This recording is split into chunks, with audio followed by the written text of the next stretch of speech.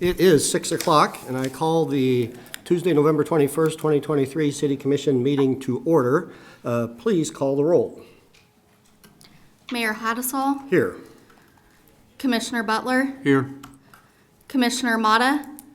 Here. Mayor, we have 3 commissioners present. The quorum of 3 is met. Very good. Please join me in the Pledge of Allegiance. I pledge allegiance to the flag of the United of the States of United America States, and to the republic for which it stands, stands, one nation, one under God, under God, indivisible, indivisible, with liberty and with justice for all. justice for all. All right, we've got 2 proclamations tonight. Is Belinda? Yeah, that's you. Okay. Come on up.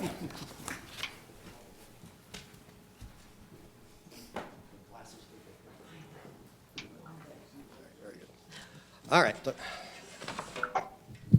The first one is for the Festival of Lights. Whereas the Manhattan Festival of Lights is a unique celebration of the holiday season, and this year is the 11th annual event.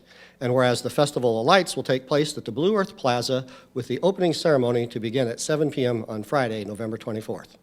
Whereas the Festival of Lights event is a collaboration of many businesses and local citizens with a love for their community and is funded through charitable donations and in-kind contributions. Whereas this is a magical time to enjoy the Wonderland of Lights choreographed to holiday classics, sip hot chocolate fireside with family and friends, and enjoy shopping and dining opportunities in our community. Whereas the lighting of the holiday tree can be enjoyed for all to see, for it was Whoville and the generous donors who made it all come to be. And whereas this event has come to change the Grinch and his small, selfish heart, and the Festival of Lights has grown with love, and that's just a start. And whereas this event will provide more cheer for your family that can't be missed, and for more information, visit www.mhkfestivaloflights.com to stay off the naughty list. Now, therefore, I, Mark Haddisall, the mayor of the city of Manhattan, do hereby declare November 24th to January 1st, 2024 as Festival of Lights event in the city of Manhattan, and encourage all citizens and community members throughout the region and state to enjoy the brilliant light displays and the family fun activities. Here you go. Want to say a few words? We'd just like to invite everyone down to the lighting on Friday night. We'll start the pre-festivities about 6:30. The Santa will arrive at 7, and then for the next 6 weeks, we will have the Blue Earth Plaza lit up. And thanks to everyone, the City of Manhattan, Chamber, CVB, that has helped us, all of our volunteers and donors, to make this a success and 11 years running. Very good. Thank you. Congratulations. Find your foot and toe warmers and hand warmers and long underwear and come on out and join us. The next one is Small Business Saturday. Craig Loppy. Oh, come on, somebody come with him.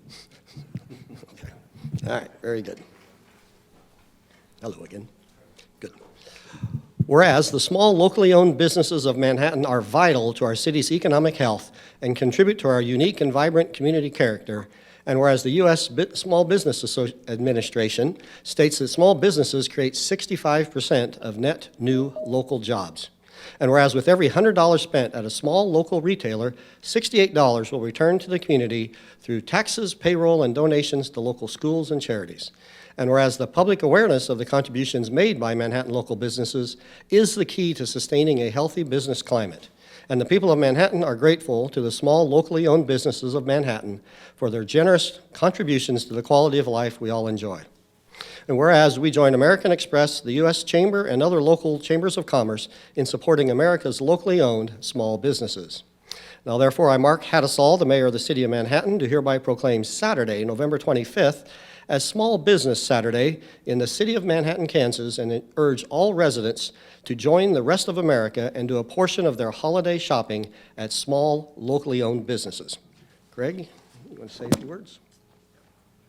So on behalf of the chamber, obviously small businesses is the nuts and bolts of your community. And so I represent a committee that we're focusing on a campaign that just rolled out Saturday that is specifically focused on shopping local. It doesn't matter if it's small or big, that money does come back to the community. And so we appreciate the proclamation. The Chamber's doing a phenomenal job supporting this, and thanks to the city for the support as well.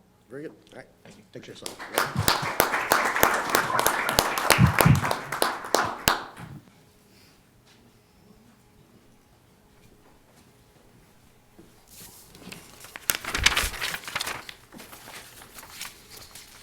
The next item is commissioner comments.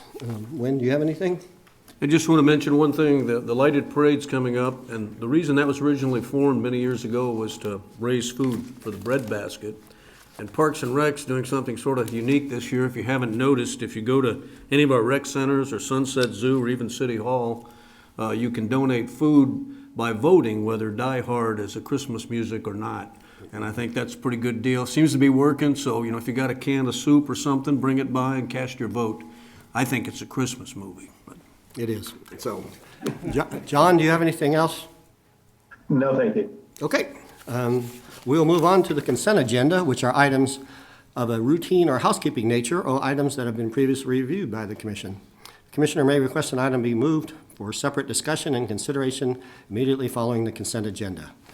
Does the commission have any questions or comments about any items on the consent agenda?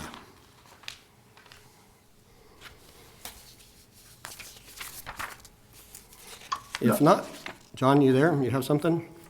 Nope, don't have anything. Okay. Fine. We will move on to open public comment here. We will now receive public comment on any items on the consent agenda. Members of the public, nobody signed up, but anybody can come forward, speak for 5 minutes, up to 5 minutes. State your name, your address, or an organization you're representing, and you can only speak one time. When your timer is up, you need to stop. We will not answer questions or debate an issue, but we'll take all your comments under advisement. Does anybody care to comment on any items on the consent agenda? All right, if hearing none, is there a motion? can I move we approve the consent agenda? Second, All right, it's been moved and seconded to approve the consent agenda. Please call the roll. Commissioner Butler, Yes. Commissioner Motta, yes. Mayor Hattasol. Yes. Motion carries 3-0. All right, we will move on to the next item, which is a public hearing, and city manager will tell us all about it. Thank you, Mayor. Commissioners, good evening. This is kind of a unique item that we're asking you to move to another time. So this is a tax increment financing plan amendment. It requires an ordinance and also requires a 2/3 majority vote of the seated commissioners, and that would be 4. All 4 commissioners would need to. We're obviously missing Commissioner Morse this evening. So we're not able to take action on that plan. After discovering, we scheduled this and published our notices 2 times prior to this, and then learned that we wouldn't have 4 commissioners tonight. So to proceed with consideration of the TIF plan amendment, city administration recommends that the mayor open the public hearing, because that's when it was advertised to do, was tonight, and we'd recommend a commissioner make a motion to move the hearing to the first reading of the TIF amendment to December 5th at 6 p.m. or another date specified. To move it or continue it? To continue. Okay, Yes, thank very good. All right. So we'll still have a presentation or not? No, just public hearing. So, So just actually open the public, okay, very good. move it to continue it. Okay. Let me get my glasses. Mayor, we need to open the public hearing, Okay. and then the motion can occur. All right, I would, this is your chance. I will open a public hearing on considering the Aggieville TIF increment financing redevelopment plan. Oh, never mind, I'm opening the public hearing, but stay seated. It is now going, and what's next? Motion? All right, then I would move that we recess this public hearing with the continuation of the hearing and first reading of the ordinance amending the redevelopment plan for the Aggieville TIF district to December 5th at 6 p.m. in the City Commission room right here in City Hall. I'll second. All right. It's been moved and seconded to continue this public hearing until December 5th. Is there any other discussion? John, you okay with that? I'm good. All right. In that case, we'll call for a vote. Commissioner Motta, Yes. Mayor Hattasol, Yes. Commissioner Butler, Yes. motion carries 3-0. We will see you all on December 5th who came for that item. All right, next is consider amending the 2023 city budget for 5 budgeted funds. Who we got?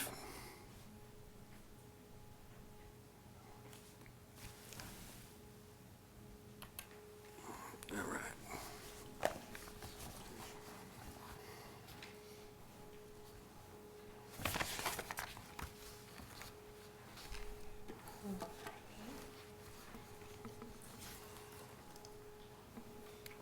Alrighty. Good evening, Mayor and Commissioners. This evening, we will be reviewing the proposed amendments for 5 of the budgeted funds for the 2023 budget. Just a little background for you. This is what allows us to go ahead and amend one or more of the budgeted funds prior to the end of the budget year. We did publish our notification in the Manhattan Mercury as well as on our city website, notified everybody of the public hearing and our intent to go ahead and amend these 5 funds here as named: fire pension KPNF, sales tax, employee benefit, special street maintenance, and then our parking services fund.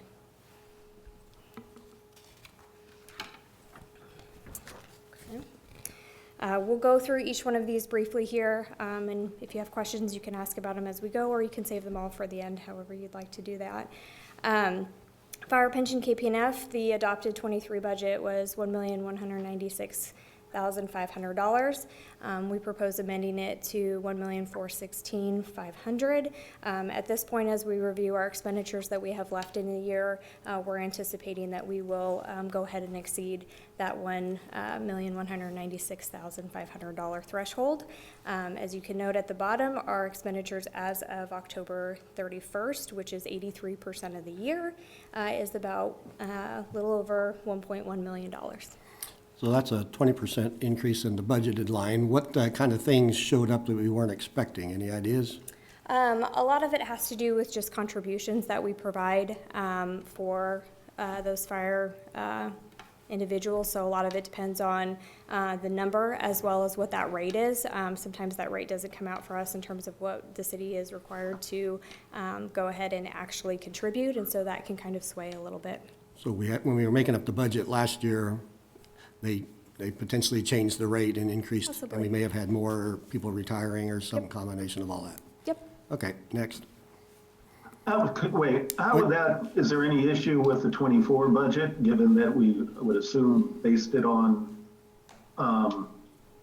certain premises? Or did we already see this coming when we did the 24? I think we adjusted accordingly. I can't 100% say that I won't be standing back up here again as well in 24 asking for that same thing, because there are instances that can happen, but we try to budget as accurately as we can with the information that we have at the time. Okay. Okay, now, next. Okay. Our sales tax fund. This is always nice to see. Our 23 budget, we had $5.9 million. We'd like to amend that up to closer to 7.6. As you can see on the slide, 2023 so far year to date for just sales tax is roughly $5.2 million.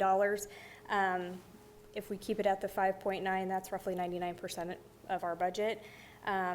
Use tax is exceeding our expectations in regards to where we budgeted. We budgeted that line item at $600,000 in 2023, and it's now close to almost $1 million in regards to that. So there is a note down at the bottom of this slide. Both the sales tax was amended for years 2021 and 2022, and so that number is reflected in those percentage of budget numbers on the slide. All right. And then for 24, we did increase our sales tax fund closer to where we were seeing the 23 year end. So hopefully we'll be a little bit closer on the 24 side than we are here currently for 23.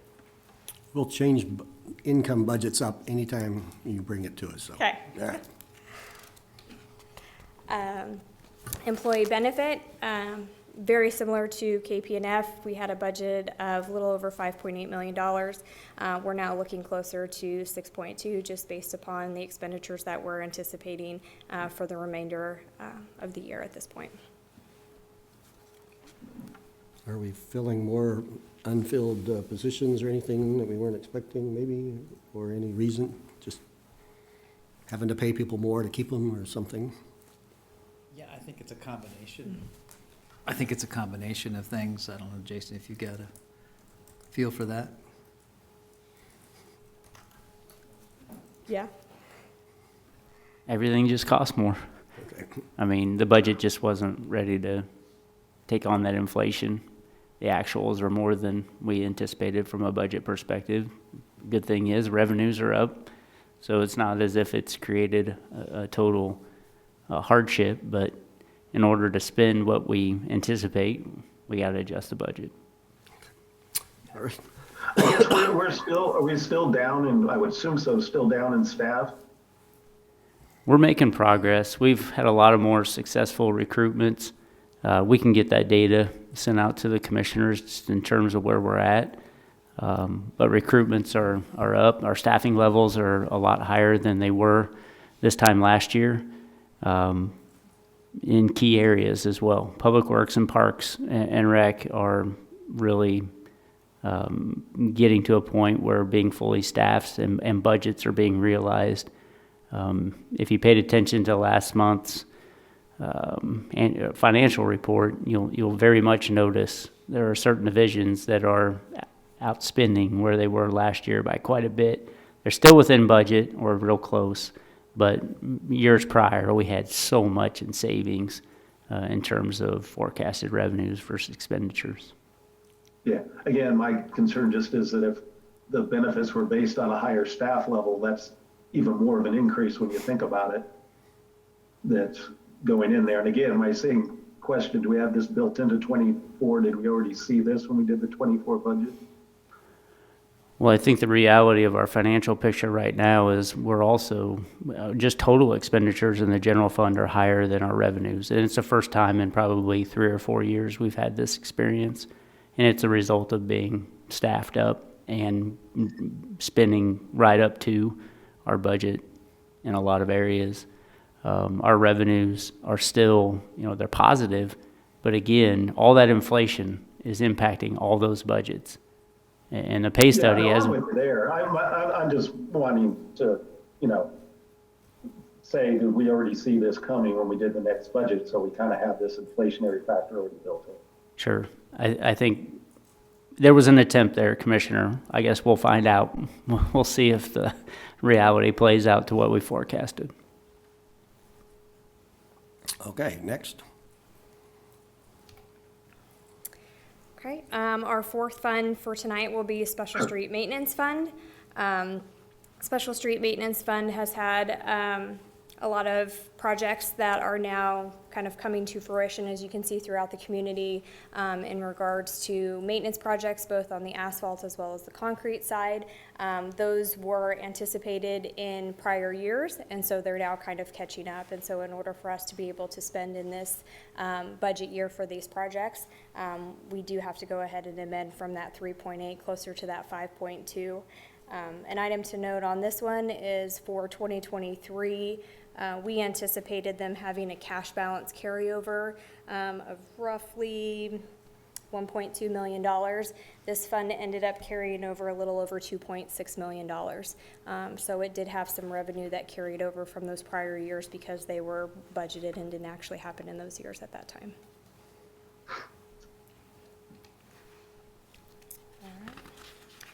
Our final fund for this evening is going to be our parking services fund. For 2023, we had a budget of roughly $769,000, and we're looking to amend that closer to the $820,000 based upon current expenditures, where we're at, and where we anticipate the remainder of the year. We're looking at wanting to get closer to that 820 to be able to make sure we have enough for everything that the parking services division is needing. Okay. Any other questions? I think there's one thing we need to clarify, because people see this and they assume that we've now increased the budget and increased their property taxes. And, you know, we're spending more money. Where did this money come from that we're spending? So each one of these will have a little bit different parking services. There are fees that are being charged in that, for that division. So a lot of that is going to help with this particular amendment. There are others as well that'll come in and help in the event that those aren't going to cover the full amended amount. Special Street Maintenance Fund is from the 210 sales tax that was passed, by the voters. So that is from basically sales tax at that point. Employee benefit, two revenue sources that come for employee benefit are property taxes and sales tax. However, this amendment will be just on the sales tax side. We'll be increasing our sales tax transfer to be able to go ahead and amend our budget upwards for this particular fund. So it won't receive any additional property tax at this point. Sales tax, exactly what it is. It's additional sales tax coming into that fund that, as I mentioned, in some of the other funds will turn around and actually go to those funds to be able to accomplish our amendment. And that'll be the same for fire pension KP&F. That's going to be a sales tax transfer from those additional sales tax revenues that we're seeing come in. Okay, so it'd be true to try to answer that in a short sentence when people ask me, is that we're changing the budget because we have more dollars, and we need to do this to authorize us to spend those dollars.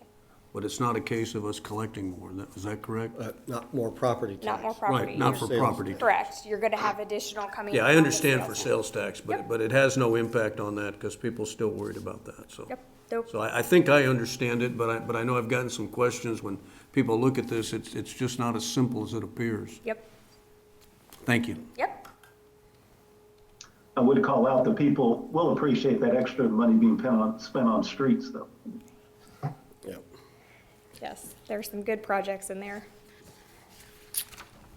All right, well, we will, we'll conduct a public hearing then. I will now open the public hearing on amending the 2023 budget for these 5 budgeted funds. If you'd like to comment on these budget amendment, please come forward, sign in, state your name, and talk about it. Gary left, so, all right, we'll close the public hearing on this budget amendment, and I move that we approve first reading of an ordinance amending the 2023 city budget. I'll second. All right, it's been moved and seconded to approve this budget amendment. Please call the roll. Mayor Hattasol, Yes. Commissioner Butler, Yes. Commissioner Motta. Yes. Motion carries 3-0. All right, we will move on to the general agenda and consider the social service funding and special alcohol funding recommendations for 2024. Good evening, Mayor and Commissioners. I'm Jared Wassinger, Assistant City Manager. I'm also the staff liaison to CISFAB, the Community Support Funds Advisory Board. A new board created by you all this past year. Tonight I'm going to give you a little background on that board and past processes, give you a taste of the process that the board went through to review applications and make recommendations, and then we'll go through each fund that we're considering tonight and the agencies that our board's recommended, so you all can make that exception of their recommendations. Back in December, we dissolved the Social Service Fund Advisory Board as well as the Special Alcohol Funds Advisory Committee with the intention that we were going to combine both efforts into one board, where you all created CISFAB back in March. And then a few months later, we appointed 9 members to that board. We started meeting back in around May and June. That board created bylaws. You had all kind of seen those bylaws prior when the board was created, which also went through kind of a funding process of applications and how the board would review those. So they did some new work that they're hopefully not going to have to do as much in future years, but they did approve those bylaws. They also adopted kind of guiding definitions general standards to help guide their funding recommendations. So I linked that in here. They had defined, well, for the special alcohol, they're using verbatim the state statute language on how special alcohol funds can be created. They also kind of had a paragraph definition about what a social service is it, serves the community and individuals and families and meets, helps meet community needs. Really, they didn't reinvent the wheel though on that. They used the SSAB guiding definitions and standards that were adopted a long time ago and just kind of tweaked those and made them a little bit more modernized.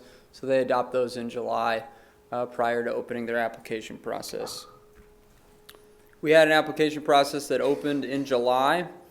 It was an online application form. If you were applying for special alcohol funds, you needed to fill out an application. If you're applying for both funds, you needed to fill out an application twice. So some agencies filled out 2 applications because they were applying for both funds. But as you all recall, during our budget work session in June, we asked you, we took a different approach because usually around June, we were already giving you the board's recommendation and you were accepting those then. This go around, and something we hope to continue to do, is where we all work with you in the June work session to set the budget of the amount of funds that's going to be available in the next year, so that the board can tell the agencies how much is available and they can not be surprised about how much a commission in a given year wants to provide, whether it's more or less than what they're recommending. In the past, our board was kind of going blind with that. So you all put in the 2024 budget $515,000 for special alcohol funds, as well as $557,000 for social services funds. And that was about a 6% increase from what you had provided in the previous year. I put there that we received 17 applications for special alcohol funds and received almost $700,000 in requests. That was about on par with past years for that fund. Received 23 applications for the social services funding that totaled to $1.2 million in requested. That was a lot bigger than previous years. You can probably attest that to a new board, a new name, maybe agencies in the community think there's new funds available, which again, we just noted that there wasn't any really new funding available, just that 6% increase year over year. So after applications closed, our board members spent a lot of time looking through and reading applications, and then we set interviews with each applicant on September 6th and September 20th. What we did was we allowed each applicant 5 minutes to speak to the board. No PowerPoint, just give an overview of why you're requesting funds, what's the need. We wanted them to really get to the point, not be repetitive necessarily of the application, and then it allowed the board members an additional 2 minutes to do some Q&A to maybe get any clarification they needed from the application. So we did that on the 6th and the 20th, and then on October 4th and October 18th, that's when the board was deliberating who they wanted to recommend funding for, which led us to the 2 big spreadsheets that we provided you all. I'm going to just go over them briefly before we kind of start discussing. Like I said, special alcohol, very similar to prior years. We had just 1 new agency this year that applied for funding that hadn't applied for 4. That was Kansas Legal Services. They have received social services funding in the past, but this was the first year that they had requested special alcohol funding. And then you can see the 2 there that are highlighted in red. The board did not recommend funding for the Friends of Recovery Association, as well as K-State AODES, which is kind of with Lafine in the student health realm at K-State. Any questions just in general related to these before I move on to any clarification you're looking for just from a board or process perspective on any of those agencies?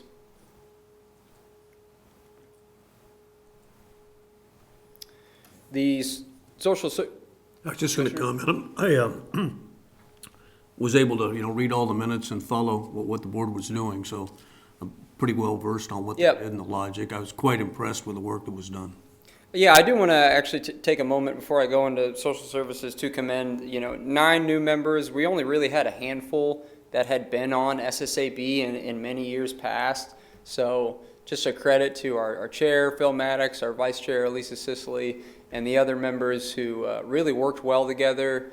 Were very responsive, sat through a lot of interviews, digested a lot of materials, and were able to come out with these recommendations. So really kudos to them, credit to them.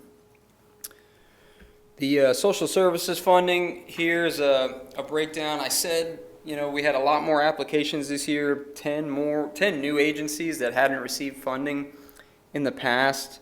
And then you can see here that only 3 of those agencies the board recommended no funding for, which was, let's see, the Food and Farm Council, Homestead Ministries, and Salvation Army were the 3 that voted to receive no funding. Here, again, even though 3 didn't receive funding, you still had a handful of about 7 new agencies that the board did recommend funding. And again, though, with only kind of the 6% increase, it just kind of means a little bit less for some of the other agencies. So you can see year over year of what they receive versus recommended, it is a little bit lower for some agencies. But that is where we landed because, the board felt that those efforts were worth it and worth funding. But I didn't see, I missed the part in the minutes about the National Church Residences, Garden Grove, Colorado Plaza. What did they want their money for, and what is their thing? Yep, so their program kind of coordinator at Garden Grove is grant funded, but they kind of use money out of their own pocket to help assist the residents there. So the primary use of that $3,500 that they were requesting money for was bus passes to get them to grocery stores and places around the community, and then activities for those residents because it's something that NCR does not fund. Okay. Yeah, so that's what they were looking for.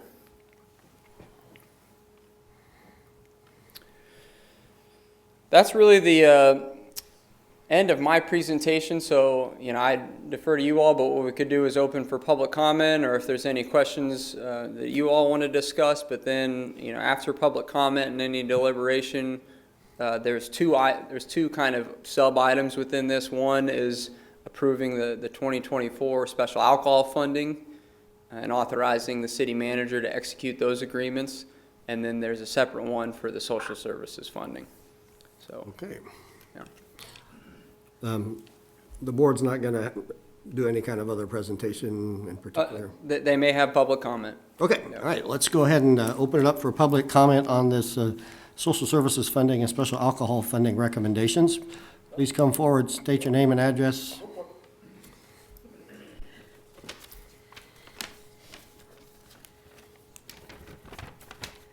So my name is Lisa Sisley, 4018 Scenic Court.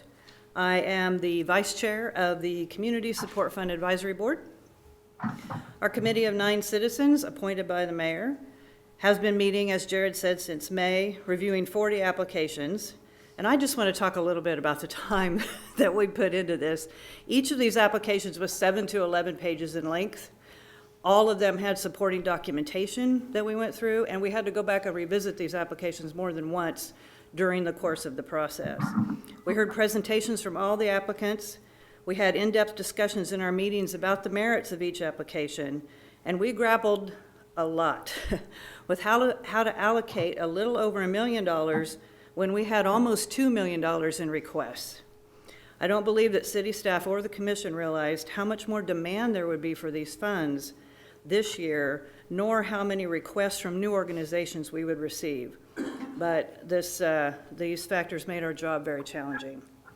Nevertheless, with the work of our excellent staff liaison, Jared Wassinger, and the goodwill of the committee, we carried out our charge to allocate both special alcohol funds and social service funds. I believe that every organization that applied is doing excellent and crucial work. The social service network in our community is extraordinary, and I learned so much about how these organizations work together and support each other in serving our friends and neighbors. From Pawnee Mental Health, helping thousands of people each year with their mental health needs, to Shepherd's Crossing, providing assistance with rent, utilities, and connections to so many other resources, to True Colors, serving over 150 kids and families with a mission to, quote, keep kids alive, to Flint Hills Bread Basket, feeding the hungry among us. We are blessed with a dedicated and purposeful community support system. I can't mention them all, but I wish we could have fully funded every single application to support the work that's happening in our community. The CISFAB committee was forced to weigh many factors in making our decisions, and we had to make some very tough calls. We did our very best to allocate taxpayer funds in the most responsible way we could, and I urge the commission to adopt our recommendations, which reflect hundreds of hours of cumulative work as presented. Thank you very much. All right, thank you.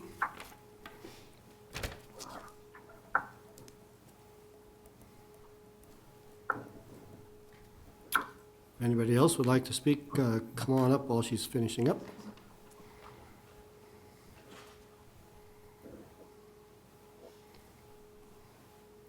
Anybody else? All right, well, we'll go ahead and close public comment on the social service and special alcohol funding recommendations. You have any questions, comments? John, you out there in the world still? I'm up here. First, I just want to thank all on the committee.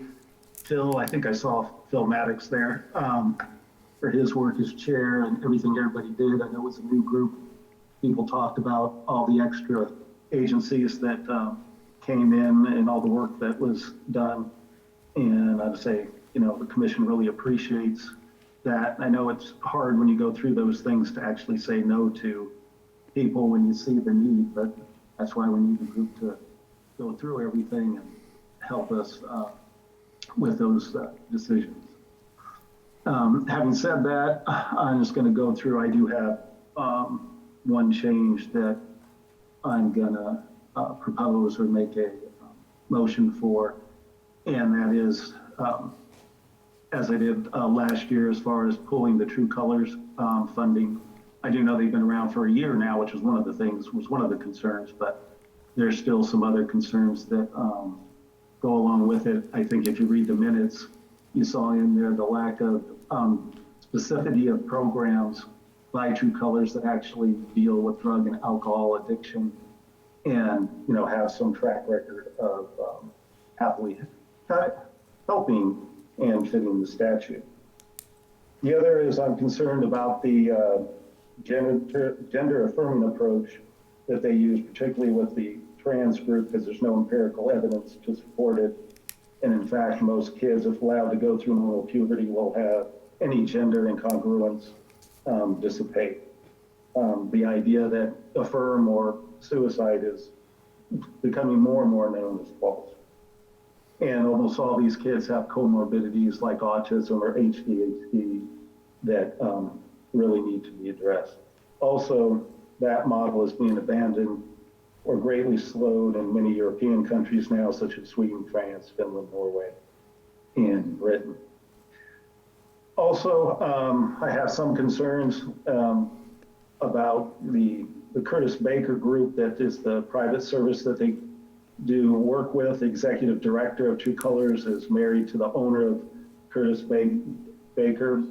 And as I brought up the last time this came, they did provide us with information that they do references for puberty blockers, hormones, and surgeries, which in my view for children is not something that we want to have happen. I do know we're getting some new laws in Texas and Missouri that may thwart some of that, but still that's the approach that they take. Also, some concern, I think if you go to their website, a lot of sexual content, they bring up banned books. I don't believe in banning books, but it's a thing of age-appropriate books, and of course that's an enticement to kids to come in to get stuff that's banned in other places. And they do hand out things like binders to adolescent girls which can cause physical damage to, as young bodies are maturing, such as heart, lungs, spine, rib cage, and neurological damage. Someone actually texted me a post that they did about how they handed out 56 sizings for those. So I don't think it meets the criteria that we have, and also I just have a number of concerns. Having said that, I just want to say that I think for the most part, for most people that work at True Colors, they believe they're doing the best that they can for these kids, and that their approach is the right way to do it. I just disagree with that approach, particularly when it comes to this affirmation model they use with the what they call the trans kids, which greatly concerns me that they set them on a pathway to those blockers, hormones, and surgeries. I realize they don't do that there, but that social affirmation puts them down that pathway, and then that's the pathway that their counseling group wants to do. I know we brought this up before. I talked to a number of their folks. Of course, I got called a bunch of names and things like that. And why do I hate these kids? I don't hate these kids. I care about these kids, and that's why I take the position that I take. I've actually researched this issue quite a great deal. Culminated about a year ago. My association with FAIR got me access to experts, doctors, counselors, read numerous books, watched numerous documentaries, and everything else like that. In fact, when I had COVID about a year ago, I was kind of wrapping up a lot of this, and I had so much material I couldn't get, just knew I'd never get to it, but then I was just stuck in bed, and I was just reading the documents and going through a lot of the stories and videos of detransitioners, which I think is an explosion that's going to happen with all those kids coming out. And they're really heart-wrenching stories of parents and young adults that had done damage to their bodies. Some were able to recover. For example, girls who had their breasts cut off and were on hormones were able to reverse release the hormones and actually were able to actually have families, but some weren't.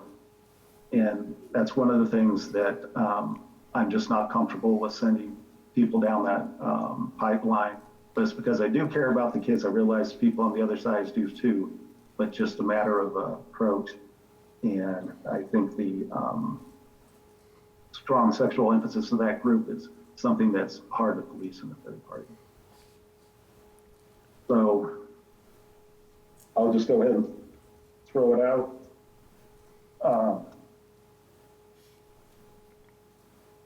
With that is that I make a motion to approve the 2024 CSFAB funding recommendation for special alcohol funds and authorize the city manager to execute 2024 grant agreements with respective agencies consistent with the city commission's funding approval, except that the $8,500 recommended for distribution for True Colors be moved to Ponte Mental Health.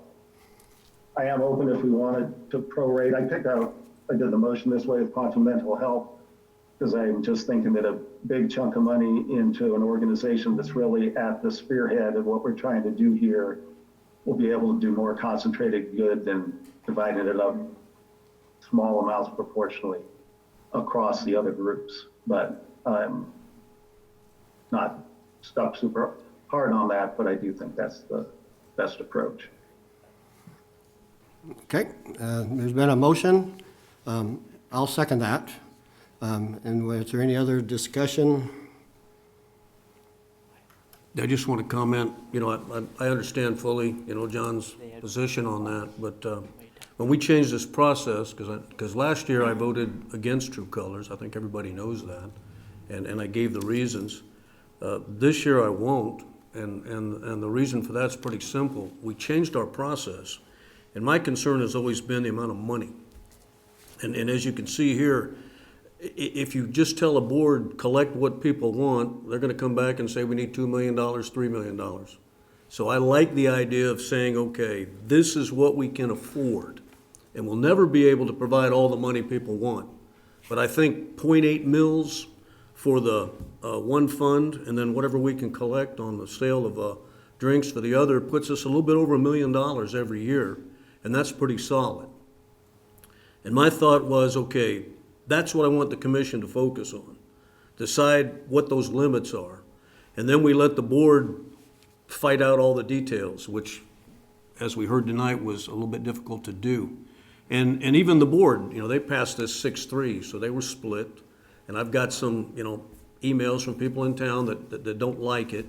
But I don't know what the answer is there. I think every year it's going to be split that way. So in my mind, we empowered the board to take the action, and I feel obligated to support it. And so while I probably wouldn't, donate on the side, Greater Manhattan Community Foundation, to that particular organization, I donate to a lot of others, but in this case, the board was empowered, and I have to support them on that. So I'll be voting against it. Yeah, I'm going to support John's motion, mostly because this issue is too divisive. I think the city should stay out of it that way. Last year, when the city turned it down, they were able to do a fundraiser and raise twice as much in a week and a half or so. If there's a lot of support in the community, then they'll be able to get their support from the community, and I think it's just something that the city should continue to stay out of. And things will probably be different next year, but that's where I'm at right now. Please call the roll. Commissioner Butler, No. Commissioner Motta, Yes. Mayor Haddisel. Yes. Motion carries 2-1. All right, we will move on to considering the rezoning of lots 1 and 2. Oh, sorry, right? Social services as well. I'll make a motion, we I approve. do want to Oh, note thought. something just real quick, just for transparency purposes. The numbers on this slide that you're voting to recommend versus what the board passed, each agency, we adjusted between $1 and $9 so that we give them quarterly payments. So I didn't want to be doing contracts where finance was paying quarterly payments with cents that don't add up. So just wanted to be transparent. I noted that to the board, and they were okay with it. And we can live with that. Okay, go ahead. I move we approve the 2024 Community Support Funds Advisory Board funding recommendations for social services funds and authorize the city manager to execute the 2024 grant agreements with respective agencies consistent with the city commission's funding approval. I'll second that. Yeah, I appreciate your guys' work. I was on, I could keep telling everybody, I was on the Social Services Advisory Board as my first toe into the water of public service, and it's a lot of work, and there's a lot of wrestling because there's a lot of different types of demand for that money. So I appreciate your work. We'll see you next year here. So you seconded that, I seconded that. Please call the roll for this one. Commissioner Motta, Yes. Mayor Haddisel, Yes? Commissioner Butler. Yes. Motion carries 3-0. Okay, now, move on to considering rezoning lots 1 and 2 of the Whitney Addition from PUD to RL Low Density Residential This one? District. Okay. And then your other one's down there.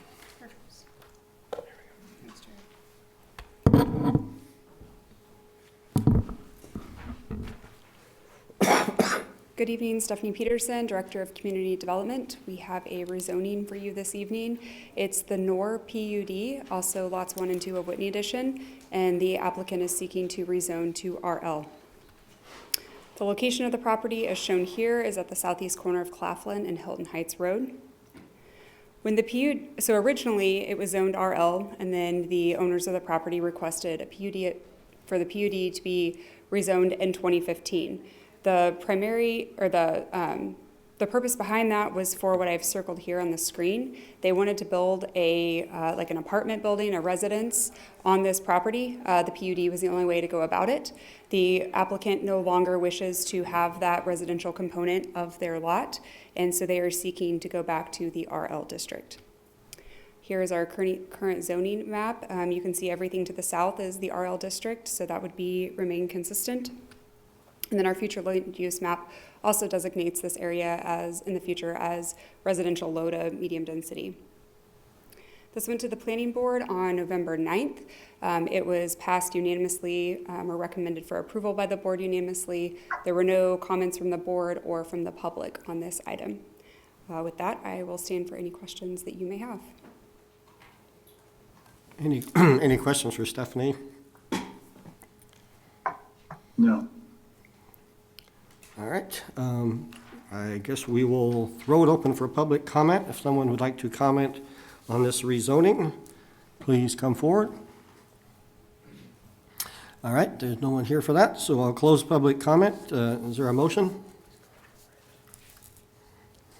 Yeah, I move we approve first reading of an ordinance rezoning a 1.45 acre tract of land generally located southeast of the intersection of Claflin Road and Hylton Heights Road from PUD, planned unit development, to RL, low-density residential district, based on findings in the staff report and the recommendation by the Manhattan Urban Area Planning Board. I'll second. It's been moved and seconded to approve this rezoning. Please call the roll. Mayor Hattasol, Yes? Commissioner Butler, Yes. Commissioner Motta, Yes. motion carries 3-0. Very good. We'll move on to our last item, amending the Manhattan Development Code. Good evening, members of the commission. John Adam, Assistant Director of Community Development. This is very similar to last year's shakedown amendments that we did at the end of 1 year of using the MDC. Had a lot of small adjustments and corrections, but also a number of overhauled sections. Specifically, cleanup of temporary uses and accessory uses, making all STRs administrative permits, and then a rewrite of landscaping, buffering, and screening to roll back some of the more stringent regulations we had. Excuse me. So all of these amendments grew out of discussions with other departments. We've all been using these for 2 years. Everyone's been getting used to it, finding pain points, some redundancies, and some conflicts as we've been working through it.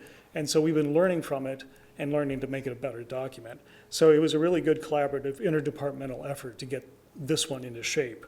It's led us to this set of corrections and cleanups. I'm not going to go through the analysis. You saw that in the staff reports. These were the findings that the planning board made in very simple terms. And ultimately, they recommended unanimously to recommended approval of the code amendment based on their findings of substantial compliance with this section of the MDC. And I'd be happy to take any questions. Is that it? Okay, good. Yes. Any questions? John? Nope. All right. Thank you then. We'll open it up for public comment. If anybody would care to comment on amending the Manhattan Development Code. All right. Apparently no one cares about these changes, so I'll close the public comment and look for a motion. I want to make one Move to comment. I approve thought, Wait, hold on a first reading of an ordinance What, John? amending the Manhattan Development Code as presented. What? Go ahead. You finished? Okay. Presented in the staff report and recommended by the Manhattan Urban Area Planning Board. All right, I'll second it. The Wynn's got some comments. yeah, I just wanted to say, I think these changes are a good idea because it provides some flexibility and adds what I call some common sense to a couple things that caused us some problems here in the past. And those tweaks were anticipated when we passed the original one because we knew we weren't going to get it perfect the first time around. So I just think good work for everybody working on that. Appreciate it. Yeah, I've always looked and hoped the government would have some human factor where they would look at something and they go, yeah, we thought that was a good idea, but in reality, it doesn't apply, and then somebody being willing to acknowledge that we need to change it and then doing it. That's one of the things that just drives me nuts is when we get so married to a certain thing that even if it doesn't make any sense, we refuse to give it up, and so I'm glad we got to this point there. So, all right, it's been moved and seconded to approve this amendment to the Development Code. Please call the roll. Commissioner Butler, Yes. Commissioner Motta, Yes. Mayor Hattasol, Yes. motion carries 3-0. All right, that's it for the general agenda. We'll move just to the city manager briefing now. Thank you, Mayor. Commissioners, this will be short, but since we're not meeting next week, we haven't had a briefing session for quite a while, so I just thought I'd kind of cover some things on your schedule and then our meeting schedule through the rest of the year and to the reorganization. So just to reiterate, we're not planning a work session for next week. We do have a legislative meeting on December 5th. We are planning to hold a special meeting on December 12th. That could be to take a few action items that are related to the meeting on the 5th, and then also to do my evaluation in an executive session, which requires a special meeting.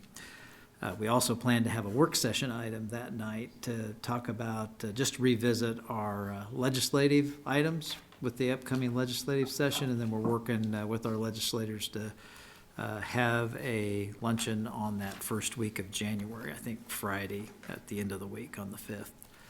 And then we would have our last legislative meeting of the year would be December 19th, and then the reorganization meeting would be January 2nd, where the commission would take care of any old business minutes, any other item they might have pending before them, before we acknowledge folks and swear the new commissioners in. There's no intergovernmental meeting for November, and we don't hold that in December, so next year those will be facilitated and hosted by K-State, and they plan to do that at the K-State Union. Tentatively, there's a joint city-county-county meeting scheduled for December 21st. Right now, I'm not aware of any items, so we'll see if that holds. But if there are items that you'd like to discuss there, please let us know by December 14th. And then there's a December Military Relations Committee luncheon on December 6th. So if you're interested in going that, I know we've got Mark and John already that have signed up for that. There's a Big Red One Year of the NCO Ball, and that is December 14th at the Hylton Conference Center. And I think the deadline for that is Friday, so if you're interested in going to that, you need to let us know soon. And then the parade has been mentioned, and tree lighting ceremony. The tree lighting ceremony is the Spirit of Holidays Lighted Parade, and the tree lighting ceremony is December 1st. And right now we've got Mark, John, and Wynn. And Chief, the Commissioner Butler asked me if the old engine 1 was repaired and ready to go. Okay. Yeah, they sent me a note today. I appreciate that, and whoever the guys are that work on that, greatly appreciated to be able to use that vehicle. And if you want to look at your planning charts, I'll go over those real quick. So on the 5th, right now, we've got the public hearing that we just continued. That was to be tonight on amending the TIF redevelopment plan, scheduled for that evening. No other general agenda items at this time. We'll see if something else develops. We've got some amendments to the Airport Advisory Board. Those are just some modernizations that the board is recommending to clean up some of their old ordinance existing, and then also at second reading we'll take care of their bylaws. All second readings of things that you did tonight, and then also we have a change order for you on the North Campus corridor. We have a water line relocation that we're wanting to get done over the holidays to minimize disruption to the community and the university specifically. And then we have a lot of our annual business licenses.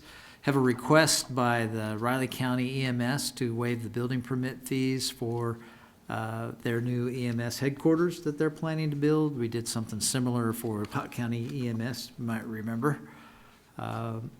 The annual contract for streeter concessions with Parks and Rec.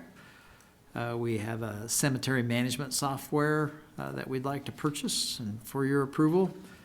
We have an agreement with Stepping Into the Prairie for the Flint Hills Discovery Center. And we want to authorize Public Works to negotiate a project management contract for the Houston Street project that we'll be awarding later, and we'll need some additional engineering services for. And the downtown dining platforms. This is our annual review and concurrence to continue those provisions. And then we have a request for industrial revenue bonds for the Wareham Hall renovation, which we've talked about specifically for that sales tax exemption for construction for you. Time out? Yep. So on the, so is this what's holding up the Houston Street there by the wine dive, that road getting repaired? Is we've got to go get this thing? No, rolling? actually, it's out to bid right now. Okay, so we're getting closer with that We one? this is assuming we're gonna award the contract and we're gonna need somebody to oversee the Okay. inspection. So it's almost gonna start happening. Yes. Okay. Then on the 12th, right now, we've got that, we would have second reading, assuming the TIF amendment passes. We would have second reading of consideration of that ordinance to amend the TIF on the 12th at that special meeting. We're just planning to discuss legislative items for 2024, and then my evaluation that night. Might be some things that get added to that since we're having a special meeting, but we'll have to see. The 19th then, got quite a few general agenda items, typical of our end of the last meeting of the year. So we've got some, our annual Chamber of Commerce contracts for Convention and Visitors Bureau, Military Liaison, Economic Development. They'll also present their year-end reports. And then we'll also do the joint annual Economic Development report with our partners as a result of that.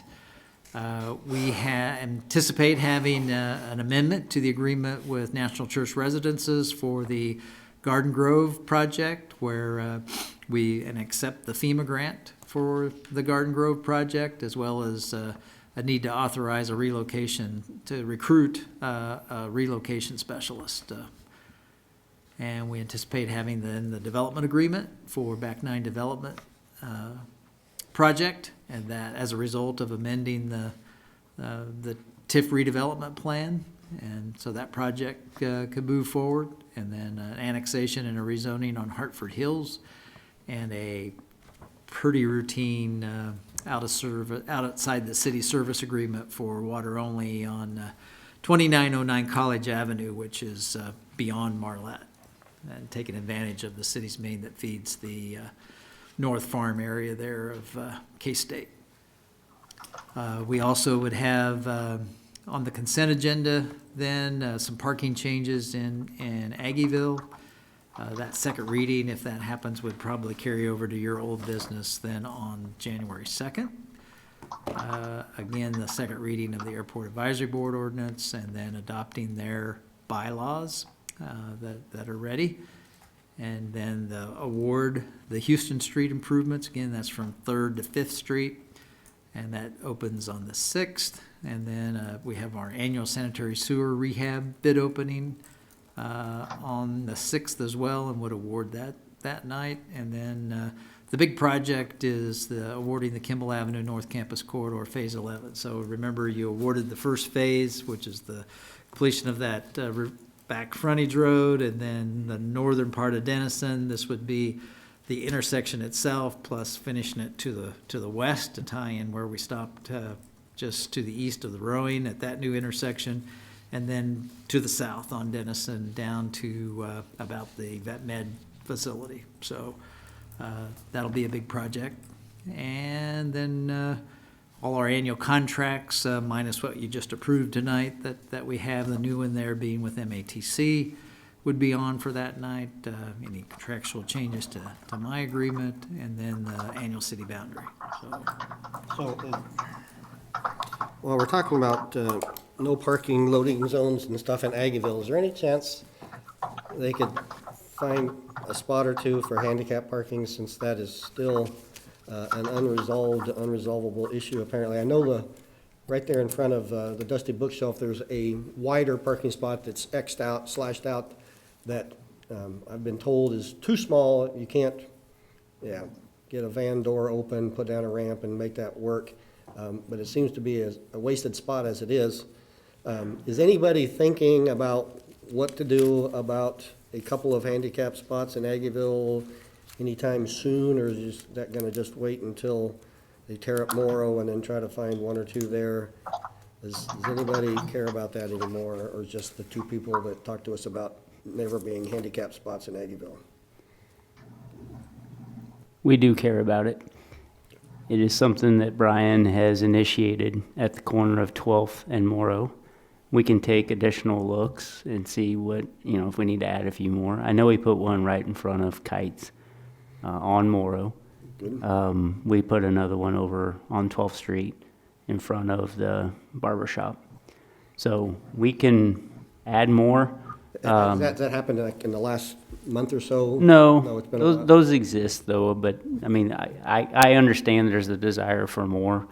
As we come through with the redesign of streetscapes and streets and parking, we can entertain just exactly where you want them and how many we want. We're not in violation of any type of rules or regs in Aggieville.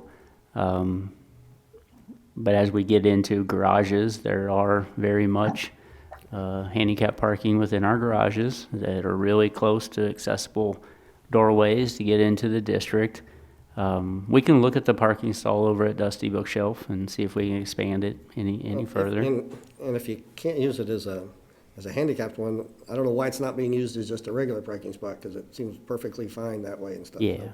But when you get ready to close 12th Street there for the construction spot, I don't know if that'll still make that, the plan would still be to kind of close it at the alley and divert southbound traffic to the east through the alley again.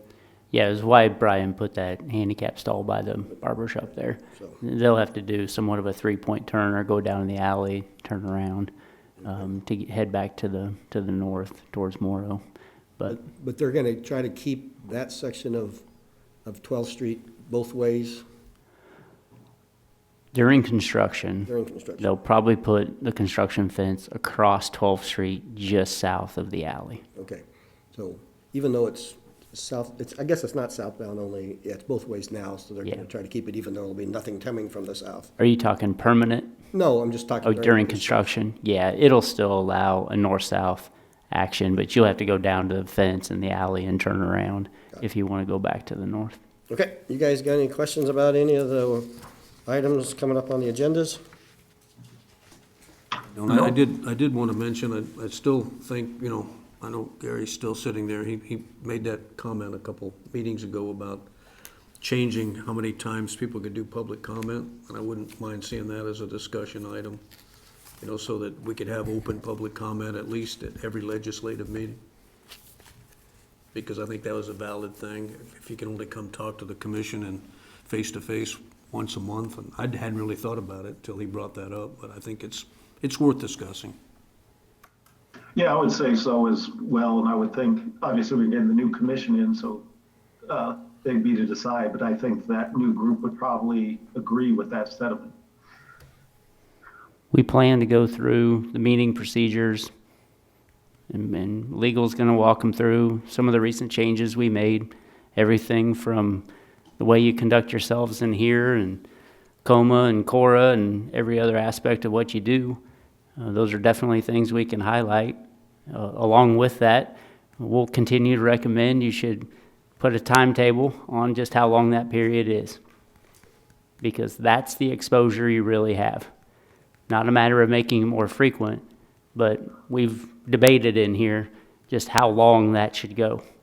And staff's recommended anywhere from 30 minutes to 45 minutes to hour, and what we've seen in other cities. But it is unlimited right now, and that's problematic in our opinion. Yeah, I agree with that. I think we should have it more than once a month, but I also think, putting a time limit, 45 minutes, an hour max, makes sense, because I've been here a couple nights till way early morning hours because of that. Well, you're talking about beginning of the meeting type commentary on things not on the agenda. Correct. You've never had those things go late, yeah, so. But they could. They could, it's possible. John, you got anything else? No, just want to wish everyone a happy Thanksgiving. Thank you. Anybody else? Katie, Ron, Wynn? Nope, I'm good. Jason? Wyatt? Jared? Okay. All right, in that case, is there a motion to adjourn by someone? Yep, I move we adjourn the November 21st, 2023 City Commission meeting. Is there a second? Second? It's been moved and seconded to adjourn the meeting. Please call the roll. Commissioner Motta, Yes. Commissioner Butler, Yes. Mayor Hattasol. Yes. Motion carries 3-0. Meeting adjourned. Have a happy